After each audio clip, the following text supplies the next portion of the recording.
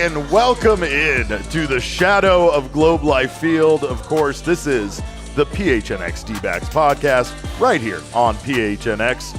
I know that's the win music. I know we probably shouldn't be playing it right now, but I don't care. I got a home run ball from the home run derby.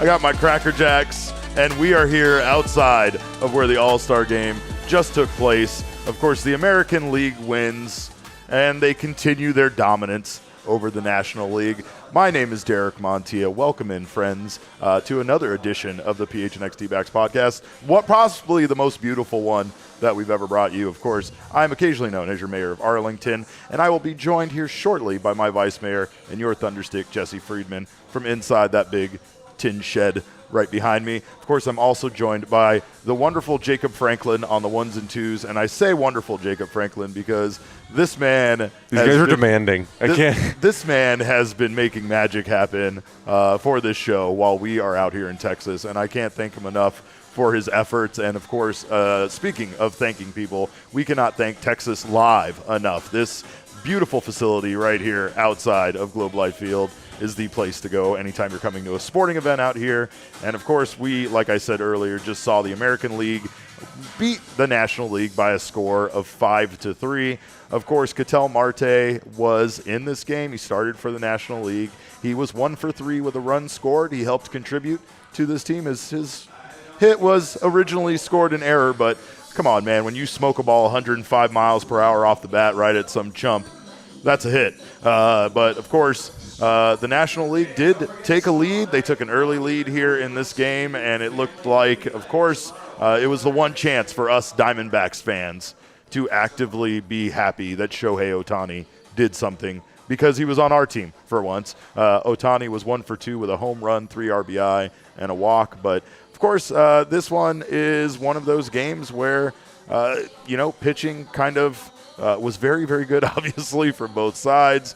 And despite the National League being able to take that early lead, the American League surged back, and the National League didn't have an answer for them. Juan Soto was 1 for 1 with a double and 2 RBI. Guardians' David Fry tied the game at 3 with an RBI single that scored Juan Soto. So we had a tie ball game at 3. And then Red Sox' Jarren Duran ruined everything by giving the AL the lead with a 2-run homer. And again, potentially ruining something very special from happening. Since neither team scored the rest of the game, I need to remind everybody that if the All-Star game ends in a tie, a home run derby takes place to decide the winner of the All-Star game. We got robbed by Jarren Duran's home run of an extra home run derby.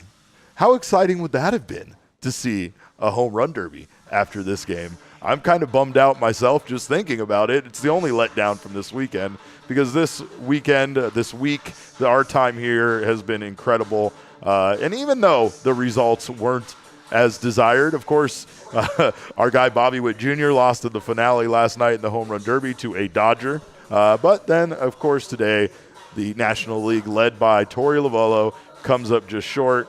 Like I said, Ketel Marte did contribute in this game. He reached on a hard-hit grounder that Marcus Semien misplayed. It was originally ruled an error, but it was later changed to a hit, which, again, we thought that it's a no-brainer, right, Jacob? I mean, that hit from Ketel Marte was a hit. I mean, I know that it was played by Marcus Semien, but when a guy hits a ball that hard at you, it's a hit. It's a hit, yeah. It's a hit. I mean, I said it the second it happened. It's the All-Star game. What are we doing? Assigning errors. Yeah, what are we doing? Yeah, what are we giving guys we're errors challenging for? plays, and we're giving guys errors, really. There was no pitch clock, so this game could have gone long for as long as they wanted it to. But, of course, it was still a speedy game. Not a lot of offense in this one, but Ketel Marte, again, at least he helped his team. He contributed to his team scoring, and, of course, the rest of the team did not pick up the slack, so that's who we blame. Ketel and Shohei, they partnered together and tried to get the job done. But Marte also rocked a robe tie on a suit jacket on the red carpet today, and that's a hard look. That's a hard look. He looked amazing. His gorgeous family looked amazing. And all of that the pageantry pre-show was a lot of fun. Jacob and I were out there. We got to talk to Ellie De La Cruz. We got to talk to Ryan McMahon about his connection to Torey Lovullo. So there was a lot of cool stuff in regards to the red carpet. It was very hot here in Arlington, Texas on the red carpet, and we were out there for quite a while, so I know I was happy I was wearing shorts, and I'm sure all of the players that were smart enough to wear the suits with the shorts, they were on point, but there were a lot of hot, sweaty guys walking down that red carpet on a hot day here in Texas. But speaking of hot, of course, the third hottest manager in all of baseball, Torey Lovullo, he was looking hot today with his family. He looked incredible walking the red carpet. We got to catch up with him briefly, and that was fun. He also had on some custom Snakes Alive Jordans, which a lot of you have seen maybe on social media. They kind of blew up a little bit there. Apparently his wife made that happen, and he looked incredible with his entire family. But unfortunately, Torey Lovullo could not manage his National League team to a win over the AL, which is fine because the AL always wins. They always win. And when I say they always win, since 1997, the American League has gone 22-4, and that notorious one tie in All-Star games. How is that possible? How is that possible? Even in the context of a great team playing a not-so-great team, I feel like the bad team would still eke out more than 4 wins over, 27 years? Oh, my God. That's kind of crazy. So, again, the American League dominates the National League. They continue to dominate the National League. I'm sure there's some people that wanted Torey Lovullo fired from the All-Star game because that's just how some of you roll. But Torey did hilariously. Wait.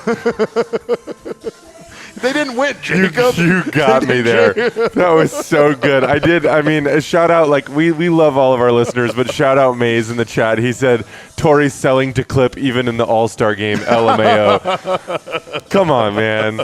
We're really going to do that to a guy nobody cares about the All-Star game and whether you win or lose. Meh. He hilariously removed Christopher Sanchez after throwing just 2 pitches.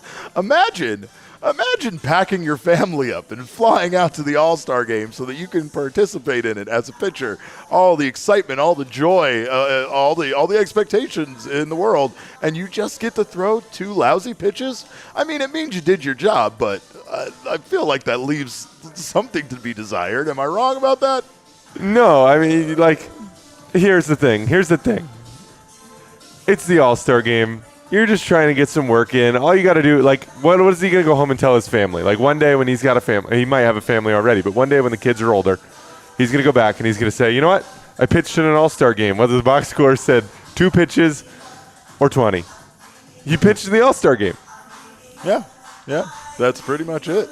That's what it comes down to. No one cares what your performance is in this game, unless, of course, you get the MVP, which, I definitely understand Jarren Duran from the Red Sox earning the MVP that he received tonight, but he's not my MVP. He's definitely not my MVP because, again, he ruined the possibility of there being a tie game after 9 innings and a home run derby happening. Would this game have remained tied had he hit that home run, not hit that home run? Who knows? That's an alternate timeline that we do not live in, and we'll get to never know how the outcome of that timeline happened. But we know we live in this one where he ruined it with his go-ahead 2-run homer against Hunter Green. But he is, of course, gets that big crystal bat, and congratulations to him and all these guys. I mean, that's what the All-Star Game is all about, right? The All-Star Game is about these guys getting an opportunity to shine. I thought they did a good job on the broadcast of certain things. I very much enjoyed the home run graphics, which were way over the top and ridiculous, and I think every single broadcast should incorporate a home run where it's like a spark following the ball and then explosions in the outfield. That seemed way over the top. I loved it so much. I mean, it was good, but like, where was it last night? Yeah. No, that's a good point. I don't know because I didn't watch the broadcast. It's the same broadcast company. Where was it last night? They didn't do that on the home run derby. Yeah, that does seem like a miss.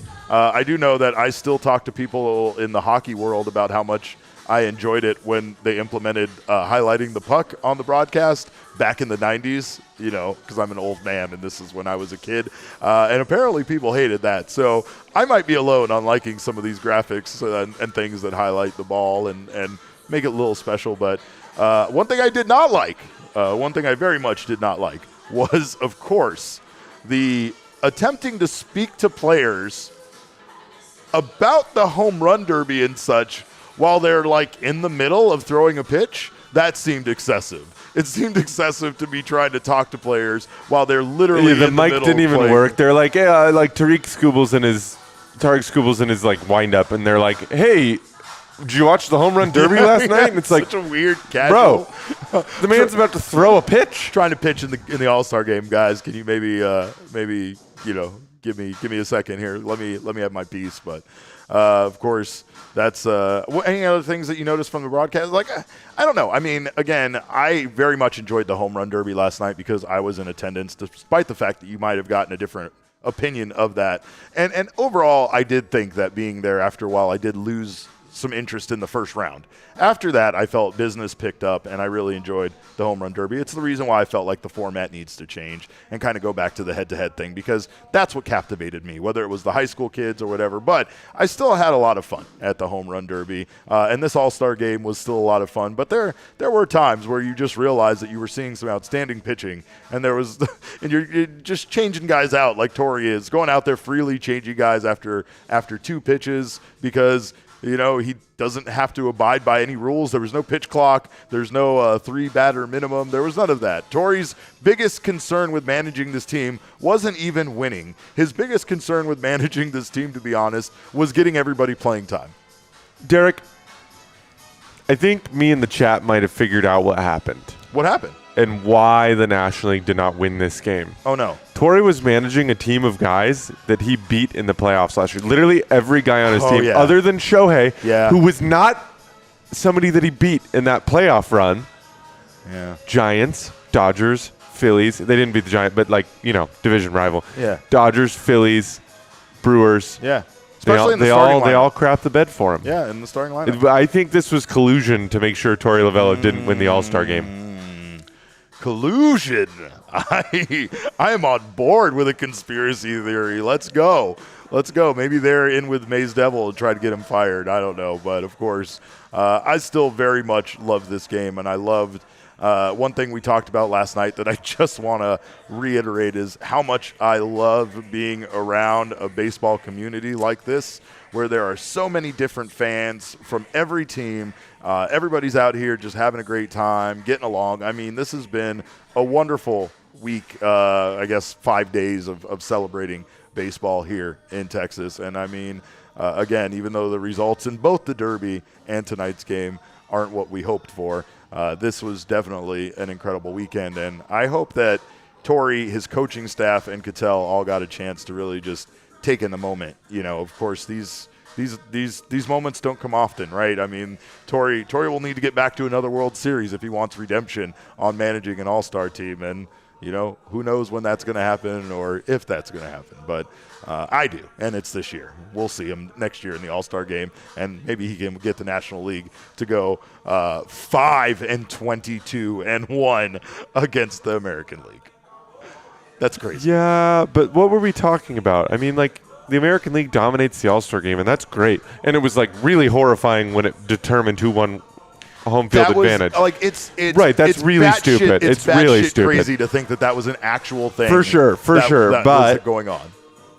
Now that it doesn't matter, I would say over the last 10 years, and this is chat, you can really, really get on me for this, but I don't think that the American League has particularly dominated the World Series over the last 10 years or so. Mm-hmm. I mean, I feel like it's been fairly split. Off the top of my head, you've got Dodgers, Braves, Nationals. Any other National League teams here that I can think of? There are a lot of other National League I know, but teams. I'm saying that have won the World Series in the last 10 years. Oh, yeah. No, yeah, like I mean, there is the parity. the Giants twice, 14. Yeah, you're right. Yeah. Even So, like, even with that ridiculous rule that a certain win league, the All-Star game. I don't care. well, like I'm saying, even with the home field advantage based on the winner of this, right? There's still parity in baseball as far as American League and National League winning the championships. That's what's so crazy about the dominance by the American League, right?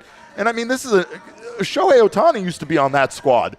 You know, we have him on our team now as far as if you're a National League person. And, I mean, he did his part. But, again, you know, like, imagine Shohei being over there on the American League. This would have been a rout. This would have been a terrible game to watch. I still very much enjoyed the competitive nature of it, though, because with these guys, with this lineup, I mean, at any point, a 2-run deficit could have been, you know, immediately. They could have come back at any point, right? So it did feel exciting in that, but at the other time, on the other hand, you're facing the elite of the elite pitching in baseball, and especially when you start getting late in the game, like Torey was talking about, where he needs to, you know, kind of try to get everybody in.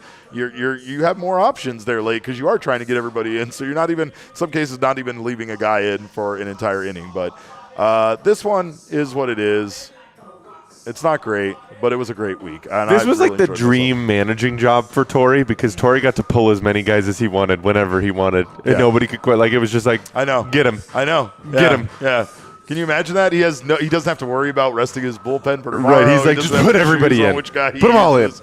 Oh, yeah, this was a great one. But, of course, unfortunately, the American League wins. National League loses by a score of 5-3. But now we get on to the second half, and the Arizona Diamondbacks will go to Chicago along with the PHNX crew to take on the Cubs. And I guess we're not taking on the Cubs, are we, Jacob? It's them. They're taking.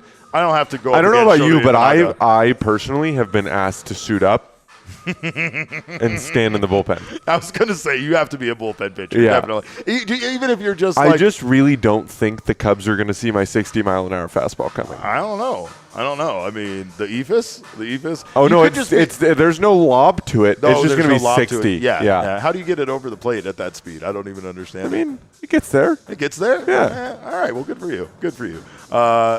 Elise in the chat is asking the important questions, by the way. She doesn't care about the All-Star game. She definitely doesn't care about the home run derby. She just wants to hear about the barbecue. And I don't what do we do here, Jacob? Do we just go ahead and we do actually There is video. I mean, there is video of the review. I just, like, you guys, like, we've been putting out so much content that I am, like, falling behind at this point. It's a weird brag. I am It's a falling weird behind brag. at this We've point. been putting up so much But content. like, I know the people want it. Yeah. The people want to know the review, and we have a full we'll on. tease it. Can you tease it? I'm absolutely Sure, teasing but it. don't give the score. We have a full-on Die-Hard vlog review of Hurtado Barbecue.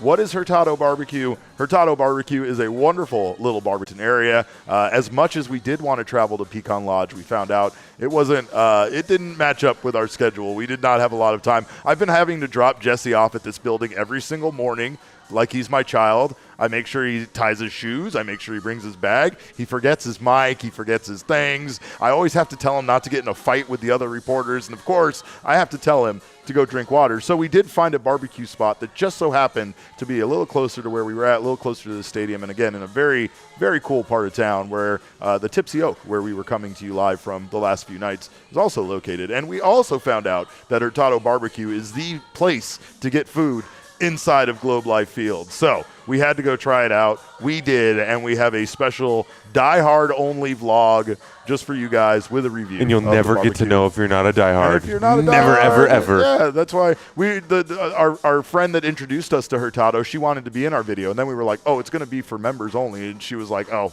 pass, because if it's not publicly out there and she can't see it, then what's the point of even being in it? I respect it, but I respect you guys more for being here. We thank you guys so much for being here in the PHNX Sports YouTube channel. If you have not subscribed to the channel yet, do so now. Sign up for notifications. That way you don't miss whenever our wonderful shows go live. Of course, we love it when you leave us a like.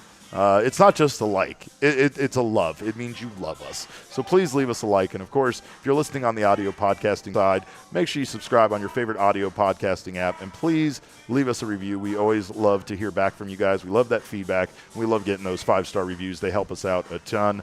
And I want to give a special shout-out to all of the people that we have met here. We have come across some incredible fans, some incredible Diamondbacks fans who actually listen to this show. I can't relate because I'm not a fan of the host, but shout out to all of you that are here in Texas, that live here in Texas. Few people have come over, asked where we were going to be at, met up with us and things like that, and it's just been incredible, of course, to meet up with fans that listen to our show that don't even live in our state. You are wonderful, wonderful people. And, of course, we thank you guys all for being here. We also would like to thank Bets365 for sponsoring PHNX and, of course, for being an incredible app that has 90 million users worldwide and offers the widest range of games and markets available for live in-game betting across 78 sports, including esports, which I'm dabbling in. So lots of different options. And, of course, it's the best place for you to bet on baseball. With the Bet365 early payout offer on baseball, you're a winner if your team goes up by 5 runs or more with an instant payout. Parlay and same-game parlay selections will also be marked as winners. And, of course, you might not have gotten it on tonight's game, but you might get it for your favorite team here once the season kicks off in the second half. So get down on the Bet365 app. Right now, new customers can choose between 2 offers when they open up a new account at Bet365. Use our code of PHNX365 to sign up, deposit $10, and choose either between a bet and get offer and where you place a bet of $5 or more and get $150 in bonus bets, or a first bet safety net offer where by placing a bet of up to $1,000, if your qualifying bet loses, you will receive a matched refund in bonus bets. So download the Bet365 app right now. Use code PHNX365 when you sign up. Choose your offer and find out why it is never ordinary at Bet365. Must be 21 and over and physically located in Arizona. If you or someone you know has a gambling problem and wants help, call 1-800-NEXT-STEP, text NEXT STEP to 53342, or visit problemgambling.az.gov. By the way, have we heard from Ryan Reynolds yet, Jacob? Has he contacted you? I have my people that contact his people, and then we get lunch maybe every other weekend. What do you mean? Yeah. What do you? Ryan and I are besties.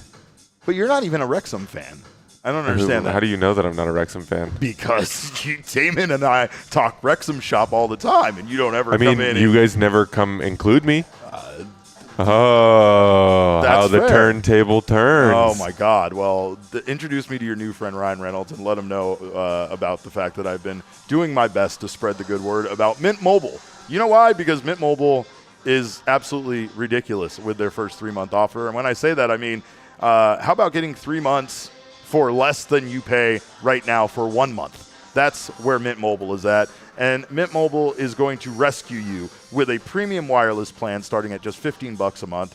And these plans come with high-speed data, unlimited talk, delivered on the nation's largest 5G network. So, of course, you never have to worry about your connection with Mint Mobile. You can use your own phone with any Mint Mobile plan and bring your phone number along with you and all your existing contacts and information. So that way you don't have to worry about signing up with a new carrier, getting all of that new phone number, and paying as much as some of these high-priced wireless plans are charging you. To get this new customer offer and your new 3-month unlimited wireless plan for just $15 a month, go to mintmobile.com/Diamondbacks. That's mintmobile.com/Diamondbacks. Cut your wireless bill to just $15 a month at mintmobile.com/Diamondbacks. $45 upfront payment required, equivalent to $15 a month. New customers on a first 3-month plan only. Speed slower above 40 gigabytes on unlimited plan. Additional taxes, fees, and restrictions apply. See Mint Mobile for details. And if you know Ryan Reynolds, like Jacob Clayton's do, tell him I said hi and tell him I'm waiting to hear back from him. Speaking of, I guess, people I have a crush on, let's talk about Torey Lovullo's National League team, losing in this game. Excuse me. I almost did that thing. National League loses by a count of 3-5. Let's take a look at the count presented by our friends at Desert Financial Credit Union. Of course, National League, again, outscored by the American League 3-5. National League out-hit the American League 10-5. That's what I found the most crazy about everything. Because right? I think I said it to Yoshi earlier while he was talking in the chat. I was like, hey, just wait till you see the numbers. Because he was like, the National League offense let Torey down. And I was like, well, they didn't have 10 hits. They just couldn't convert. It's true. And that's something notorious of a Torey Lovullo team. Of course, with runners in scoring position, AL was 2 for 4, NL was 1 for 4. Both teams had 2 extra base hits, and hard hit percentage was pretty much a push. AL had 47.8% to the National League's 50%. Should I give the people what I want? What they want, you mean? Yeah. What's that? Well, I can't make you do the full show alone here. Oh. So I'm going to join you on the screen. Let's go. Give the people what they want. Give the people what they want. Yes, sir. I don't know if that might be too much handsome, but I did want to get your thoughts. I mean, overall, I know we've kind of talked a little bit about what happened here, but are you as devastated as I am that Jarren Duran robbed us of the possibility of seeing a home run derby actually determine the outcome of this game? Yeah, a home run derby would have been nice considering, you guys didn't like last night's. I can't say I was in that same boat. I'm like, it's funny because Jesse calls it a dud. You enjoyed yourself. And I feel in the middle because the experience was great. We had great tickets from Game Time. I have no complaints about, anything other than mostly the first round. But the first round went on for a long enough period of time that I felt like it really, like after the first couple of guys started hitting dingers, I was like, okay, yeah, I mean, sure. The drama was taken out of it. And like I said, it didn't matter that it was 2 high school kids, to be honest, squaring off. I loved once we switched over to the head-to-head format. And it didn't matter who was, hitting home runs against each other. So I really of that format in the first round kind of dragging on a bit. Plus, I mean, I wasn't a big fan of like the pitches thing, right? Like guys couldn't even take a pitch. I like the outs that they used to do before, where it's like if you hit the ball and it doesn't, go out, then it's an out. But you can take some bad pitches from, the guy throwing you BP because sometimes those pitches aren't great, and guys are kind of incentivized with this format to just swing at everything.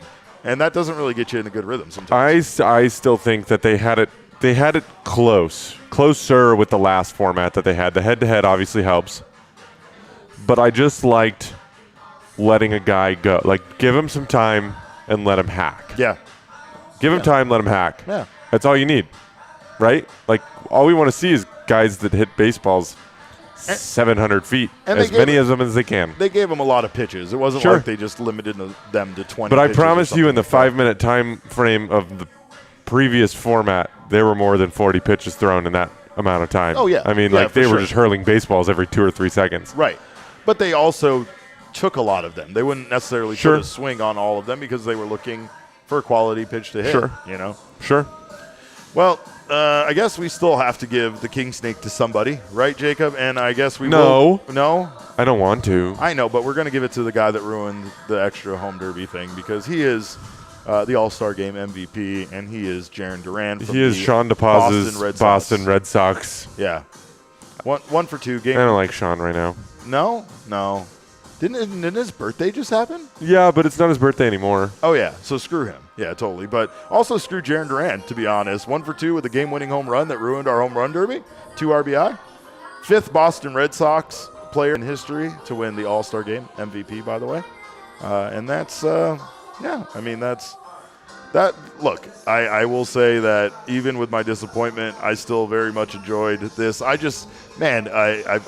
I remember when this was made a rule, the home run derby thing, and I've just wanted to see it so bad. It sounds like, in football, in the Euros, right, when they go to penalty kicks and things like that. Like, it really felt like it could have been exciting. And that's probably the one thing about this weekend. It's like there have been a lot of letdowns in a way where it's like, yes, it's exciting, but then it's just a little bit of a letdown. Sure. I was very excited for the future skill showcase, right? And, man, they just got the points and scoring system so wrong on that. They're so close in concept. But, like, going from something in the first round that's fairly difficult to something that's much easier in the second round didn't seem to make sense. Plus, there was zero reason to not bunt in that first round.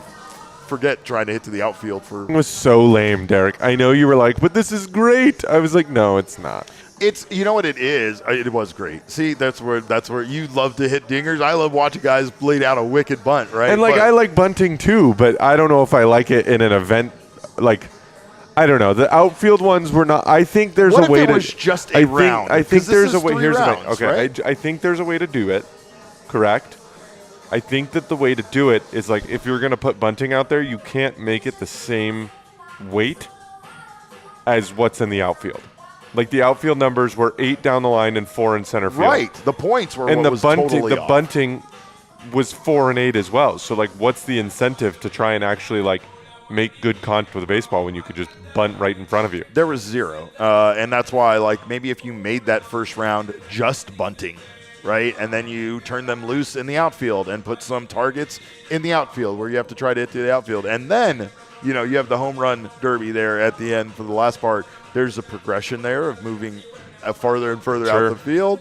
Plus, again, if you're going to put it where it's very difficult to hit the ball exactly like to the 4 and 8 points in the outfield, then you're going to be able to bunt for 24 points here right next to you. Like that's where it was really stupid, right? So again, if you add maybe some more targets in the infield and just make it a bunting thing for the first round and then swing away, I think they are very close to getting this right, though. And I think that once they do get it right, we will hopefully see this implemented at a major league level, because I do think it's a very cool competition. And I think that, again, when you have guys that are even better than, just the minor they're getting leaguers, there. They'll perfect it. I mean, the Major League Baseball has the best All-Star weekend of any sport, and like I'll just come out and say it. That's the God-honest truth. I will say the only sport that used to rival it was the NBA, and I know the NHL Skills Contest is really entertaining, and the All-Star format is actually really entertaining too.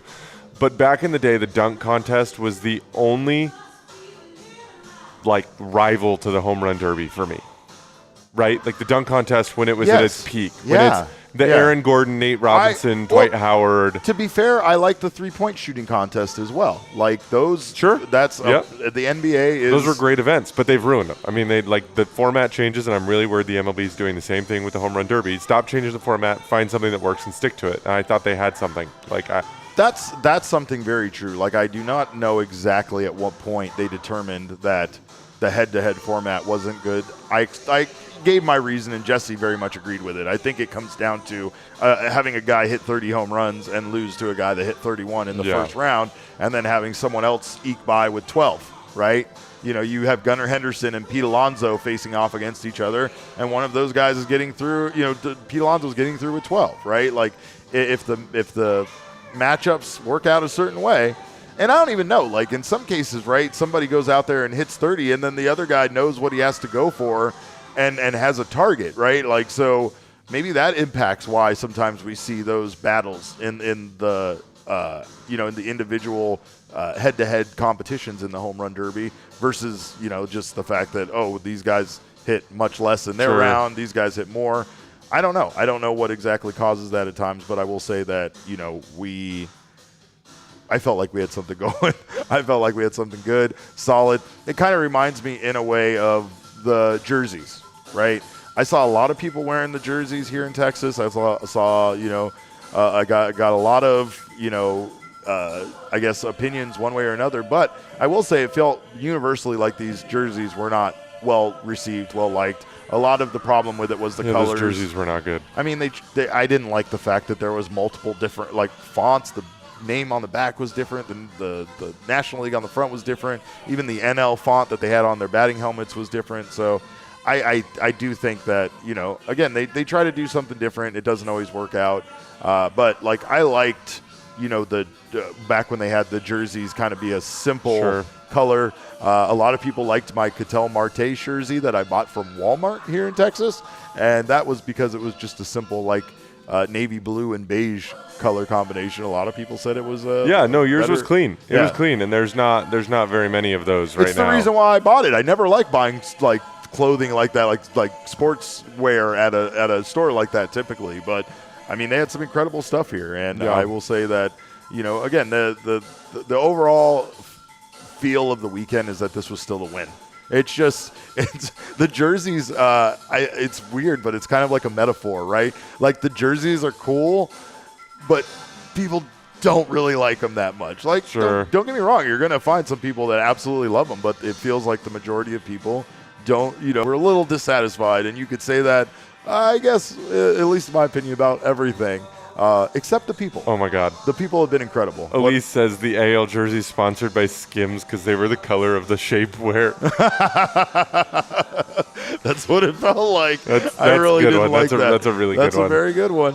And I like, again, I don't want to rip on this because I've had so much fun here in Texas. And again, what I was going to get to was how wonderful the people have been. The wonderful people at all of the places that we have brought you this show from have been incredible, gracious. They had no reason to put up with our nonsense. Our nonsense is the best way to put that. It really is, right? I mean, Jesse's nonsense especially, but definitely Jesse's a pain. My brand of nonsense. Yeah, for sure. Yeah, but of course, and that's what's been beautiful about this weekend. Honestly, is you know, we have some more vlogs we're going to put up.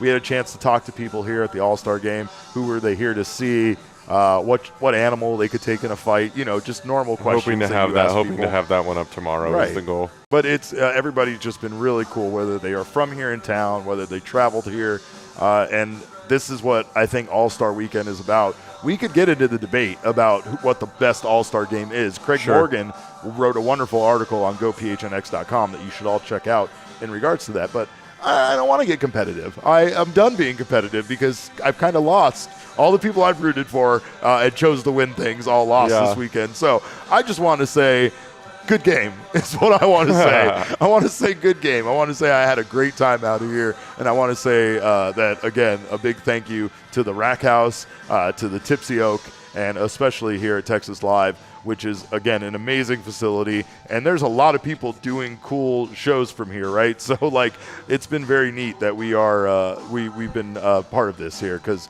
you know, you got the Foul Territory guys are doing their show downstairs. They were doing downstairs. Yeah, you know, so we are in good company here at Texas Live. But, of course, we're always in good company because we got our guy Jesse Friedman here joining us from Globe Life Field. Jesse, get in here. Of course, it's my Thunderstick, and you're vice mayor or something, maybe switch like that. How's it going, pal? Am I in? Can you guys hear me? Can you see me? We can hear you. We can see you. Okay. Yes, sir. We're a little delayed, so it's fine. Excellent. It's not going to be easy, but we'll figure it out. Yeah, things look a little odd on my end, but it's okay. We'll roll with it. Paul Skeens did the thing. He threw one inning because that's what the All-Star Game is all about. It's basically just a bullpen game consisting of a whole bunch of stud starting pitchers, which is great. The National League continues to just not be able to win this game no matter what they do. Granted, I guess they did win. They did win a year ago. Shout out Elias Diaz for coming through there big time for the NL. But, that's who we needed. Yeah, that's who we needed. Yeah, if Elias Diaz had made the NL All-Star team, Derek, I'm convinced that the Diamondbacks would have come away with a win here, or not the Diamondbacks, I guess just to say the National League would have come away with a win here. But yeah, it was still a fun game. I mean, it was at least close. It was competitive. The NL obviously took a lead with Shohei Ohtani's 3-run homer. That lead ultimately didn't hold, but it was better than last night, Derek. It wasn't a dud like the All-Star or like the Home Run Derby was. I knew you were going to bring that hot take right in here with that one, by the way, and I did want to say a big shout out, of course, to Game Time, which Jacob and I have been absolutely using all weekend long to go to the All-Star Game, to go to the Home Run Derby, to go to the Futures Game. It was incredible how much money we saved, by the way, with Game Time. I don't want it, like, this is going to be a brag. There's no way for it not to come off as a brag, but I don't need to buy tickets that often. I don't need to, especially for a big event where tickets can be very, very expensive. I was kind of shocked at being available from the box office and how much those tickets cost. But shout out to Game Time, of course, for saving me and Jacob up to 60% off by buying our tickets last minute for the All-Star Game, for the Home Run Derby, for the Futures Game, for everything. So make sure you do the same if you need to go to anything, including sports, sporting events, concerts, comedy shows, whatever you're looking to get out to. You can save more with exclusive in-app deals on select seats ahead of the game. They have, of course, those blue check marks for the best deal that you can get at any event. So make sure to look out for that. They also have zone deals where you can save even more when you choose a section and let Game Time choose the seats for you. So get the lowest price guarantee where Game Time will credit you 110% of the difference if they do not get you the lowest price, and take the guesswork out of buying tickets with Game Time. Download the Game Time app, create an account, and use code PHNX for $20 off your first purchase. Terms apply. Again, create an account, redeem code PHNX for $20 off. Download Game Time today. Last minute tickets, lowest price guaranteed. And of course, Jesse, we are heading on the road. We are taking a plane. We are not taking a car. But I will still stop at Circle K and fill up. I need to find a Circle K. I don't know if Circle Ks are here in Texas. I have not seen one with my own eyes, but we've also stayed kind of just here in the neighborhood of the ballpark. But that I would be very sad, by the way, if I couldn't get some snacks for the plane tomorrow on our way home from here. Of course, you should stop and get some snacks. You should also stop and fill up your car. If you join the Inner Circle for free by downloading the Circle K app today, you can save 25 cents off per gallon on your first 5 fill-ups, and then you'll save 3 cents every day after that. Terms and conditions apply at participating locations. Visit CircleK.com for details. But get down on the Inner Circle and save not just on gas, but on those snacks that I was talking about and on all sorts of other stuff, including those Polar Pops and those Frosters, which right now are just 79 cents through September 3rd. All right, Jesse. Well, this has been an incredible weekend. I know you and I have spent a decent amount of time apart, at least enough time where we're not going to kill each other like Jacob and I are absolutely going to murder each other. But I wanted to get your take on things that you attended. I know you were out there for the breakfast this morning for the All-Star Game with Rob Manfred and Tony Clark. What did those gentlemen have to say? Speaking of fighting each other, by the way. Yeah, well, they didn't fight, although it would have been really entertaining to observe that, of course. Unfortunately, the way they do it is they bring in Tony Clark, and then Tony Clark leaves, and then Rob Manfred comes in. So that's really smart. Get to see those two guys. That's smart. Talking with each other too much, but there was some interesting stuff from that. A few bigger takeaways that maybe stand out. There was talk of the ABS challenge system, of course, which has been something we've talked about on the show here in recent months for sure. Manfred talked about potentially testing out the ABS system in spring training of next season, and then that could set Major League Baseball up for actually implementing a challenge system in 2026. That is at the earliest, so in no way am I saying that is a guarantee. Even Rob Manfred himself sounded a little bit skeptical that that's how it would work. But it does sound like testing it out in spring training is a distinct possibility. So, if that happens, it'd be fun. I mean, it would make spring training a heck of a lot more interesting just to see what that's like on a day-to-day basis. So I hope they do that. You and I certainly are on the same page with wanting the challenge system to be implemented at some point here. And it continues to feel like it's a matter of when and not if. The players seem to agree that this is the best way to move forward. The league seems to agree that this is the best way to move forward. It's just a matter of kind of the finer details of the strike zone and what's a strike and what's not, and making sure that the system actually upholds that. So sounds like less of a technology issue. Although I guess there have been certain, like if there were a Wi-Fi malfunction or something like that, that could prove disastrous. So, they might still need to do some work to make sure they have backup plans in place and that kind of thing. But, there are a lot of pitches that are not regularly called strikes that the ABS system would define as a strike. So Major League Baseball is still kind of working through some of those definitions and figuring out where they want to land. Well, I think when players get a chance to use it and they see the reaction, like a lot of players we spoke to have no idea really about it. It's not that they don't know it exists, but they haven't played at any point where they've actually used it. I think once players actually not only see the effectiveness of it, but also the way that it impacts the excitement of the game. It's an exciting moment.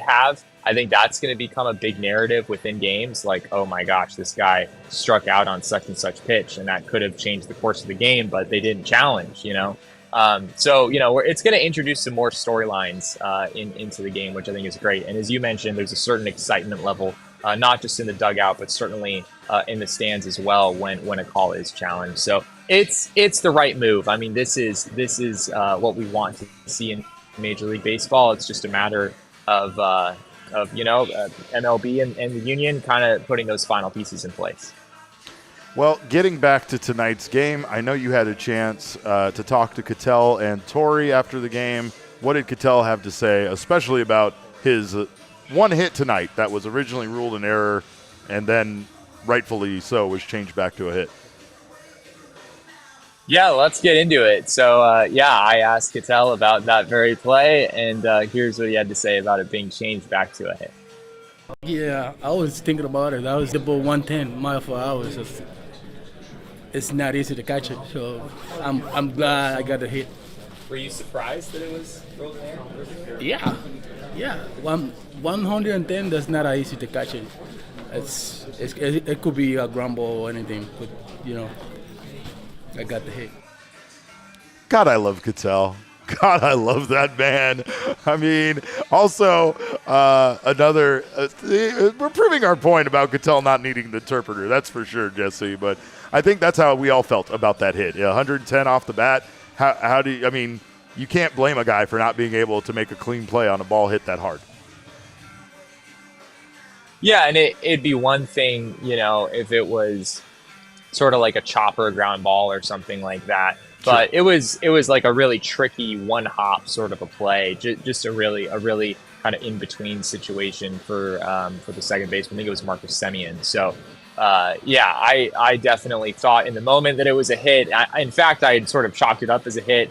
And tweeted out that Ketel Marte had just singled, and then realized, oh my God, they actually called that an error.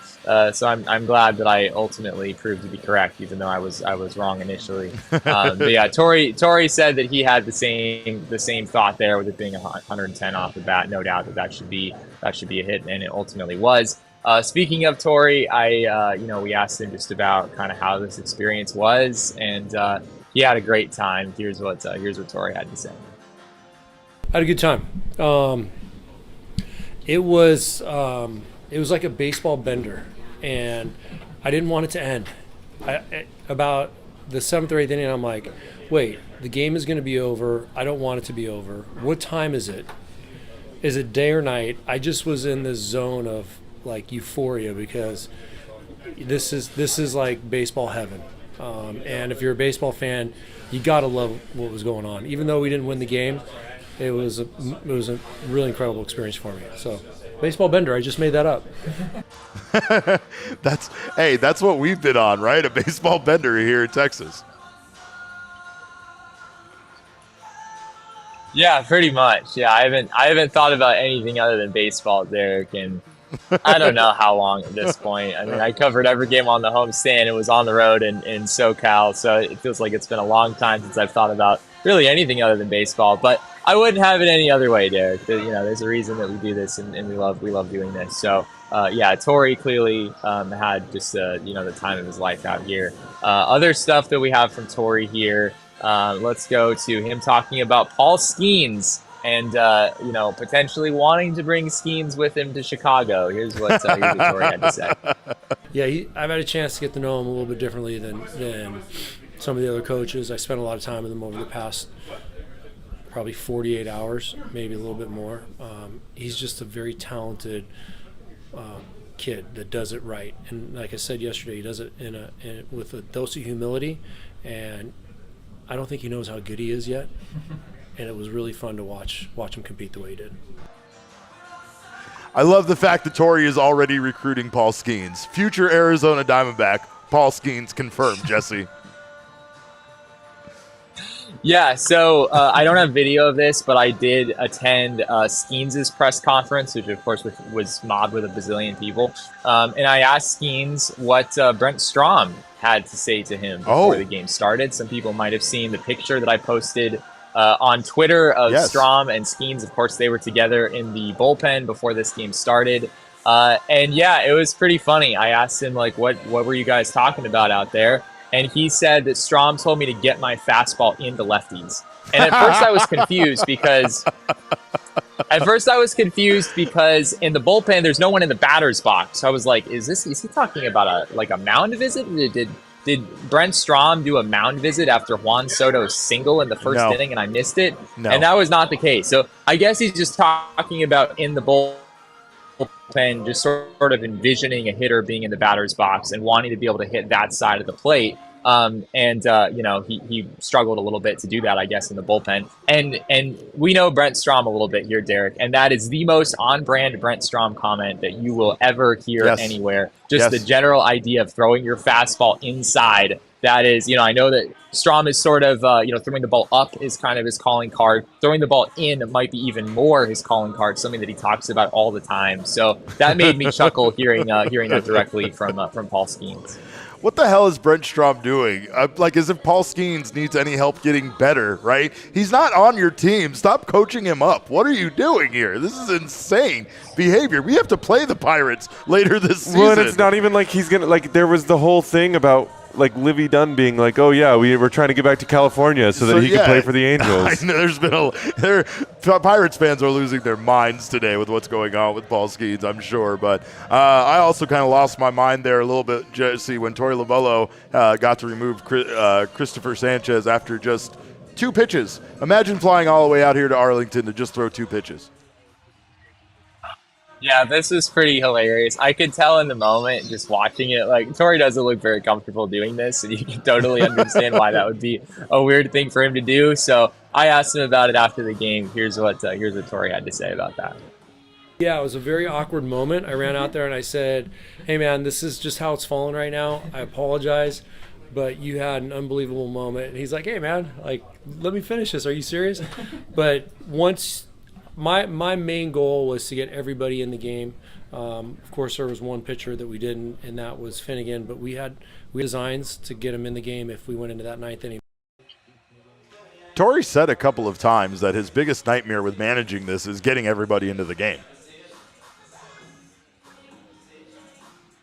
Yeah, 100%. He was very clearly he had a number of guys throwing just pieces of innings in order to try to make that happen. And yeah, he wasn't able to get Kyle Finnegan in the game, but when you've only got 8 innings to work with, being the visiting manager in this game is harder because you don't have the guarantee of that 9th pinch hitting.